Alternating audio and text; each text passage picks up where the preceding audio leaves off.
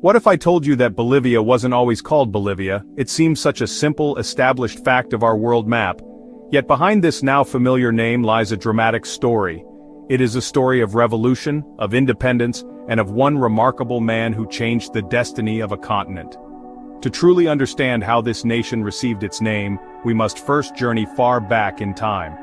We must travel to an era before Spanish galleons ever crossed the Atlantic, to a time when the high-altitude plains and majestic mountains of this land were home to ancient and sophisticated civilizations.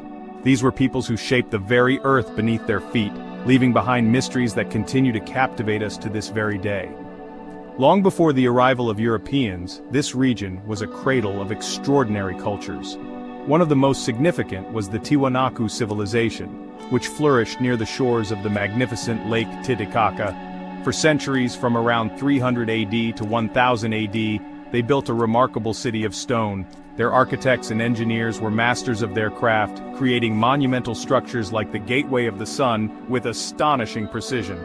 They developed a unique agricultural system of raised fields known as sucakalas, which allowed them to cultivate crops in the challenging high-altitude environment. Their influence spread far across the Andes, a testament to their power, their ingenuity, and their deep connection to the land they called home.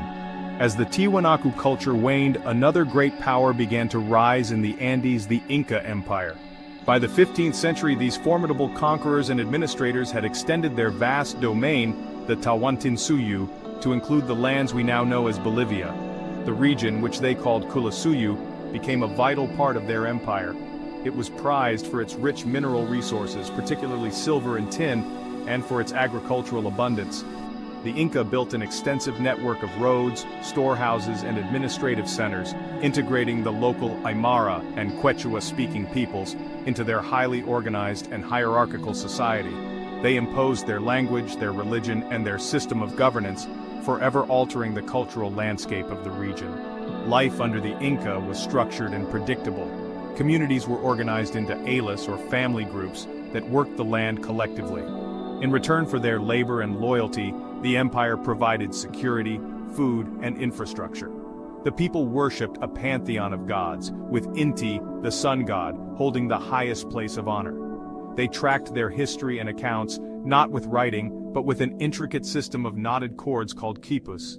This was a world rich in tradition, governed by the rhythm of the seasons and the authority of a distant emperor in Cusco.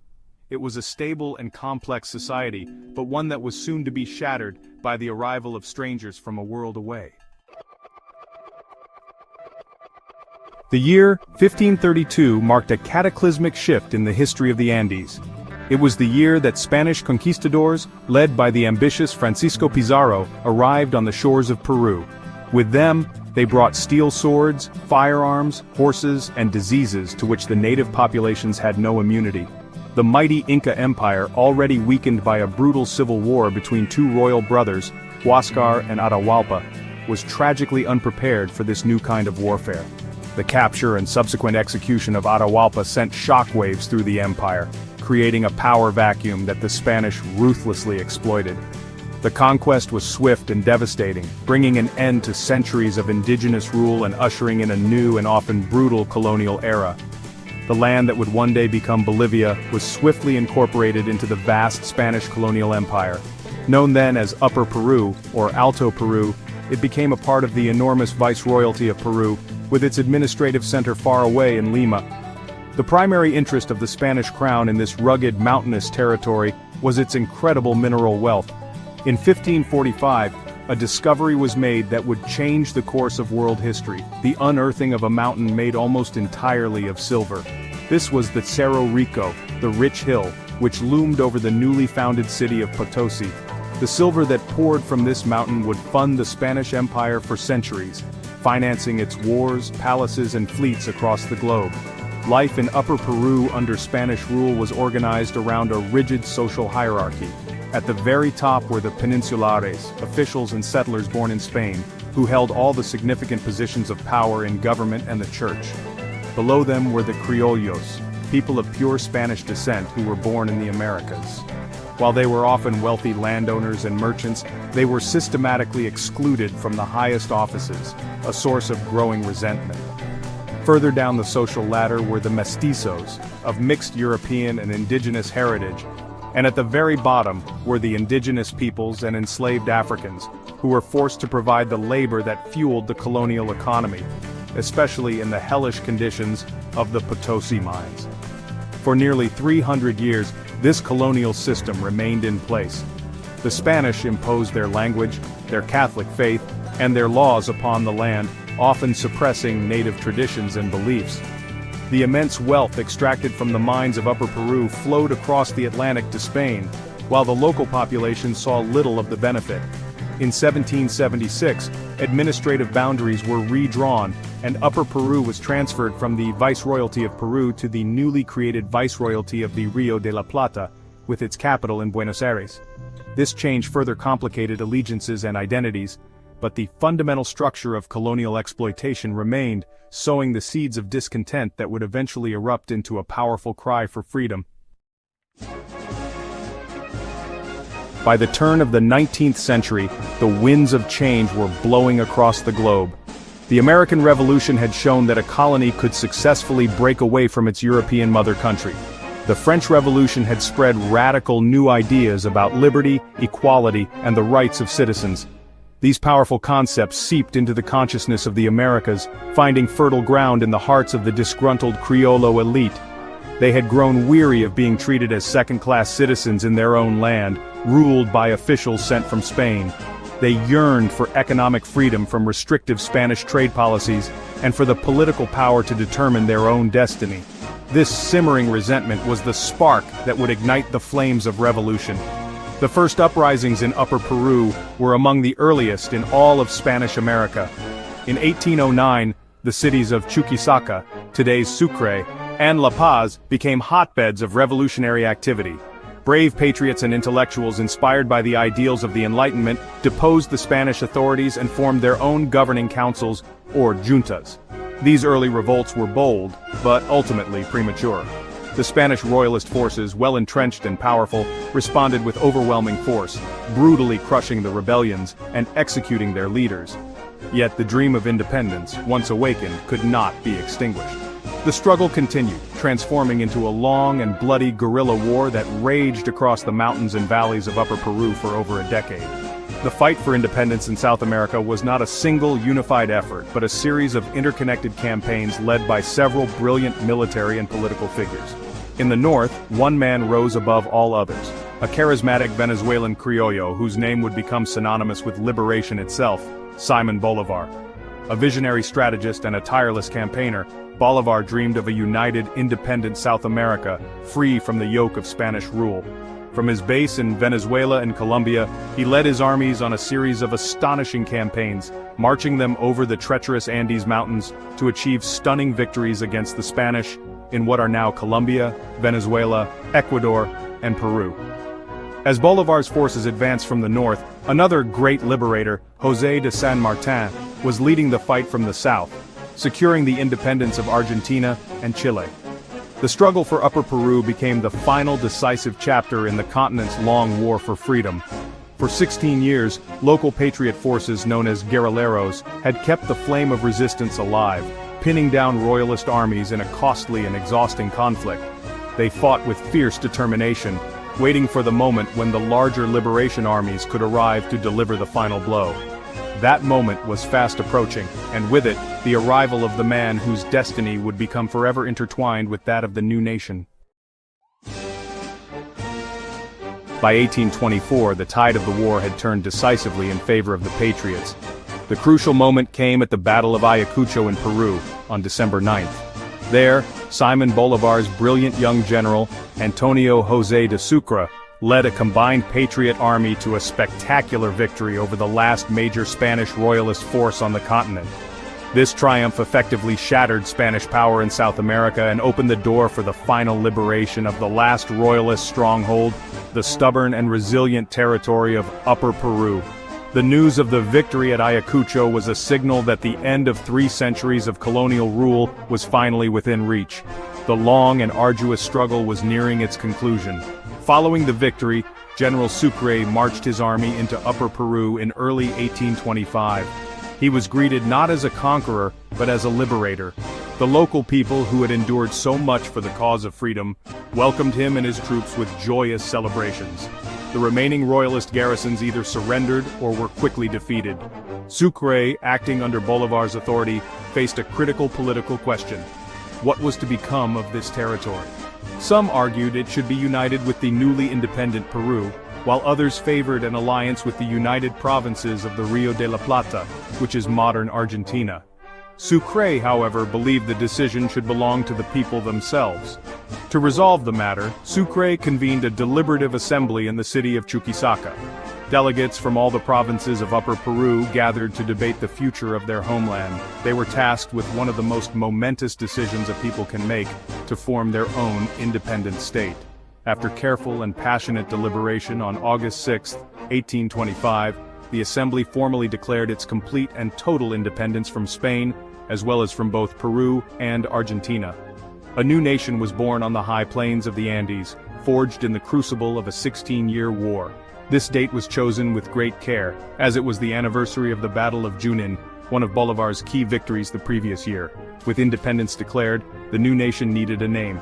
The delegates, filled with immense gratitude and admiration for the man who had made their freedom possible, unanimously decided to honor him in the most profound way imaginable. They resolved that their new country should be named República Bolívar, or the Republic of Bolivar. It was a tribute to the military genius, political vision, and unwavering dedication of Simón Bolívar, the man universally hailed as El Libertador, the Liberator. The news of this decision was sent to Bolívar himself, who was at that time in Peru, overseeing the final consolidation of independence across the continent. The decision to name the new nation República Bolívar was a powerful and direct expression of gratitude. The delegates of the assembly saw Simón Bolívar as more than just a general. They saw him as the father of their newfound liberty. His name represented the ideals of freedom, self-determination, and republican government that they had fought so long and hard to achieve. It was a way to permanently etch his legacy into the very identity of their country. This gesture was meant to bind the nation's destiny to the principles for which Bolívar stood, creating a symbolic foundation for the state that was built on heroism and the promise of a brighter, independent future for its people. However, the story of the name was not quite finished. Shortly after the initial decision, a delegate in the assembly named Manuel Martín Cruz, a priest from Potosi, stood up to make an inspired suggestion. He was a clever man, known for his wit and eloquence. Playing on the classical traditions that were so admired during that era, where names of lands were often derived from their founders or rulers, he made a memorable pronouncement. Si de Rómulo Roma, he declared, entonces de Bolívar Bolivia. This translates to, if from Romulus comes Rome, then from Bolívar comes Bolivia. It was a brilliant and poetic turn of phrase that captured the imagination of everyone present. The idea was immediately and enthusiastically embraced by the other delegates. Adding the Latin-style suffix, "ia" to Bolívar's name gave it a more elegant, classical, and distinctly national sound. It transformed the name from a direct tribute, Republic of Bolívar, into something new and unique. Bolivia. The change was subtle but profound. It felt less like a personal possession of the liberator, and more like a land and a people who were intrinsically of him and his ideals. On October 3, 1825, the Assembly officially passed a law formally changing the name of the fledgling nation from República Bolívar to República de Bolivia. And so, through this simple yet ingenious act of linguistic creativity, the country received the name it carries to this day. The change was a perfect synthesis of gratitude and national pride. It honored the hero of the independence wars while simultaneously forging a distinct identity for the new republic. The name Bolivia was born not just from a single decision, but from a moment of inspiration that resonated with the Assembly's desire to create a nation that was both indebted to its liberator and fiercely independent in its own right. It was a name that looked back in thanks and forward in hope, a fitting start for a new chapter in Andean history. When news of the new nation named in his honor reached Simón Bolívar, his reaction was one of genuine surprise and profound humility. He had not sought such a tribute. In his letters he expressed a mixture of astonishment and deep gratitude. He felt the honor was perhaps too great, that a republic should be named for its principles and its people rather than for a single man, even if that man was its liberator. He wrote, "My despair is equal to my gratitude. I do not merit this name, but as I cannot refuse it without being ungrateful, I have accepted it. This response reveals a great deal about Bolivar's character. He was a man driven by a grand vision for a continent, not by a desire for personal glory. Despite his initial reservations, Bolivar accepted the honor bestowed upon him by the people of the newly christened Bolivia. He traveled to the country in late 1825, entering the capital Chuquisaca to a hero's welcome. He was celebrated with parades, speeches, and festivals. In return for the great honor of having a nation named after him, Bolivar felt a deep sense of responsibility towards its future. He believed that the best gift he could give back to the Bolivian people was a solid foundation for their government and their society. He immediately set to work on what he considered his most important contribution, writing the country's first constitution. Bolivar poured his political philosophy into this document. The Bolivian Constitution of 1826 was one of the most ambitious and complex of its time. It reflected Bolivar's fears of anarchy, and his firm belief in the need for a strong, centralized government to guide the new republic through its turbulent early years. One of its most famous and controversial features was the proposal for a president for life, with the power to choose his own successor. He believed this was necessary to provide stability and prevent the country from descending into the chaos of competing factions and military warlords. It was a model he hoped would be adopted across South America. While his idea of a lifelong presidency was ultimately rejected by Bolivia and other nations as being too monarchical, the act of writing the Constitution was in itself a monumental gesture. It demonstrated Bolivar's commitment to the rule of law and his paternalistic concern for the nation that bore his name. He did not simply accept the honor and move on, he invested his time and his intellect in trying to secure its future success. His visit, his humble acceptance of the tribute, and his work on the Constitution solidified his place not just as the nation's namesake, but as its founding father and first lawgiver, forever linking his personal legacy with the destiny of the Bolivian people. The act of naming a country after a person, especially a living person, was, at the time, a truly revolutionary idea. In the history of the world, nations were typically named for geographical features, ancient tribes, or descriptive characteristics. Think of Italy, named for an ancient tribe, or Argentina, named for silver, or argentum. Naming a country for a contemporary hero was a radical departure from tradition. It was a distinctly American phenomenon, reflecting the powerful cult of personality that grew around the larger-than-life figures of the independence wars. It signaled a break with the old European order, where lands were named for kings and saints, and the establishment of a new world built by Republican heroes. This bold choice set a precedent. While Bolivar was the first, he would not be the last. The practice of naming places after revolutionary leaders became a feature of the post-colonial world, a way for new nations to assert their identity and honor their founders. But Bolivia remains the most prominent example, a nation whose very name is a monument to its liberator. It speaks to the immense scale of Bolivar's achievements and the profound depth of gratitude felt by the people he helped to free. The name itself became a statement of political values, forever associating the nation with the ideals of liberty, republicanism, and Pan-American solidarity that Bolivar championed throughout his life. Today, the name Bolivia is more than just a historical tribute. It is a core component of the country's national identity. For Bolivians, the name is a constant reminder of their dramatic struggle for independence and the birth of their republic. It embodies a spirit of freedom and resilience. It connects them to a shared continental history of liberation from colonial rule, placing their national story within the grander narrative of South America's fight for self-determination. The name is a source of pride, a symbol that encapsulates the hopes and sacrifices of the generations who fought to create a sovereign nation in the heart of the Andes. From the ancient stones of Tiwanaku to the silver-rich mountain of Potosi, and through the long and bloody war for independence, the land has undergone many transformations. But its name, Bolivia, captures the pivotal moment when its modern identity was forged. It is a testament to the idea that nations are not just defined by their geography, but by the people and the ideals that shape their history. The story of Bolivia's name is the story of a people's gratitude, a hero's humility, and the revolutionary birth of a nation. If you found this story fascinating, don't forget to hit that like button, subscribe for more origin stories, and share your thoughts in the comments below. Which country's name origin should we explore next? type your pick in the comments.